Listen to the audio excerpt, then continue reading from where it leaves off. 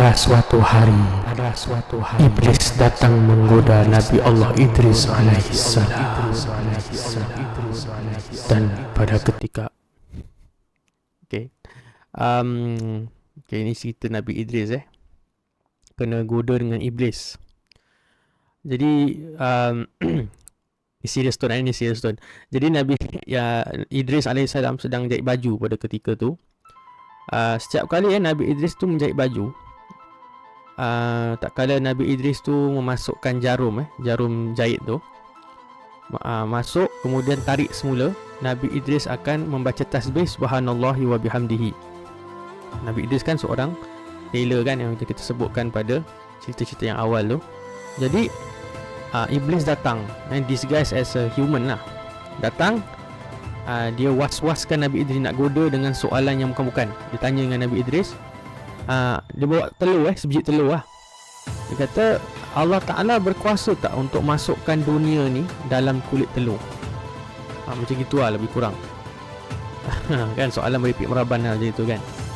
Jadi Nabi Idris pun jawab senang je, Allah Ta'ala berkuasa untuk memasukkan dunia, this earth dalam lubang jarum ni, in this needle hole. Kemudian dia cocoknya mata kanan si Iblis tu lah, alaihi Allah, buta sebelah kanan. Jadi kata ulama seorang ulama Syekh Asy'ari, beliau menyatakan ini bab tauhid lah. Dia kata penjelasan Nabi Idris ni perlukan clarification lah, further clarification. Kalau Allah Ta'ala berkuasa untuk meletakkan dunia yang besar tu kepada dalam atau pada kulit telur yang kecil itu, dia mustahil akal, sebab benda yang besar mana boleh masuk pada jirim atau pada jisim yang kecil kan. Tapi kalau Allah Ta'ala tu, begitu juga dengan penjelasan Nabi Idris kan, dunia ni Allah Ta'ala berkuasa untuk masuk ke dalam lubang jarum, macam itu je kan. Nabi Idris jawab left hanging.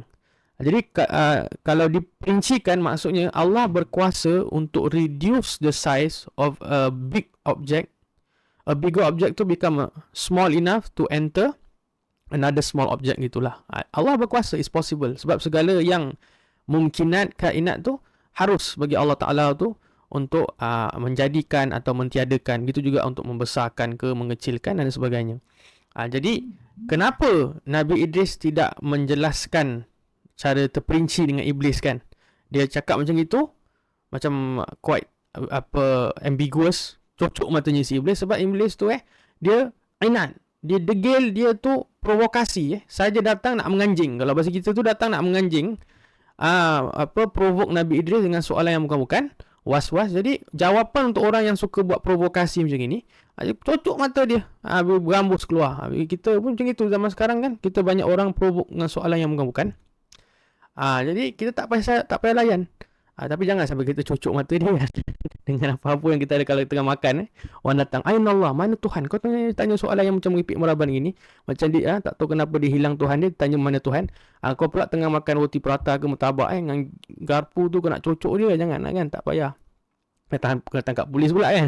Jadi tak payah layan lah. Orang macam soalan macam ini semua tak ada kena-mengena dengan agama kita khususnya.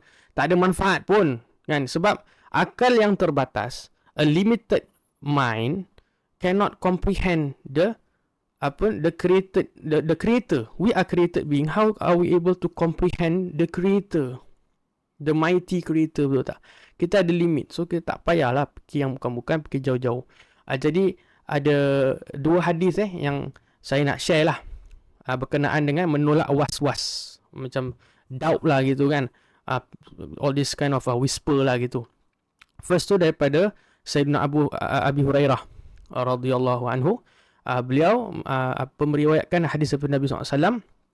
Kalau orang tu tak digoda lah, macam contoh ada was-was kan, macam siapa yang menjadikan bumi, kita jawab Allah. Tapi kalau ditanya siapa yang menjadikan Allah, maka was-was yang demikian rupa kita baca surah Al-Ikhlas, qul huwallahu ahad 3 kali, kita sembuh belah kiri. Kemudian kita minta perlindungan daripada godaan syaitan. Begitu juga dengan lagi satu riwayat daripada Sayyidina Abdullah bin Umar radhiyallahu anhuma, yang Nabi SAW bersabda, lebih kurang sama juga. Kalau kita ni diganggu was-was lah, sehingga kan syaitan tu nak goda kita dengan was-was tu, bertanya soalan, siapa yang menjadikan Allah maka kita jawab amantu billah wa rasuli. Aku beriman dengan Allah dan Rasul. Maka syaitan itu akan lari. Kan?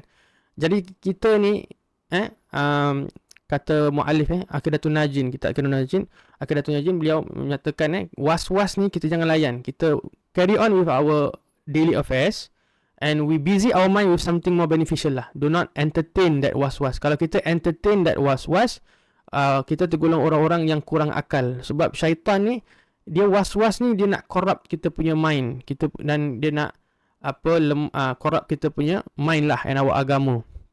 So kalau kita layan, maknanya kita kurang akal. Kalau bahasa kasar tu kita ni bingai lah. Kan?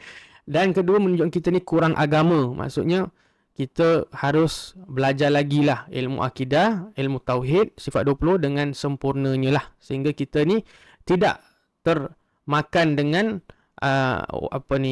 was-was dan juga daripada kalau orang-orang anasa-anasa yang di luar sana lah ingin merosakkan, mempengaruhi kita dengan akidah yang bukan-bukan, kita dah faham kan, jadi kita tak akan layan lah. Kita tahu mana yang benar, mana yang tak betul.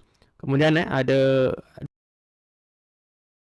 iaitu daripada surah Hadid yang ayat ketiga yang ini daripada ayat Al-Quran sebuah ayat kita baca apa tu nak menolak was-was. Huwal awwalu wal akhiru wal zahiru wal batinu. Atau kat description saya pun dah lupa. Jadi kita baca ayat tersebut lah, insyaAllah tertolak was-was dalam hati kita. So lebih kurang cerita Nabi Idris digoda oleh iblis. Rhyme pula dia punya hujung. Gitu Masya Allah, Nabi Idris tak layan.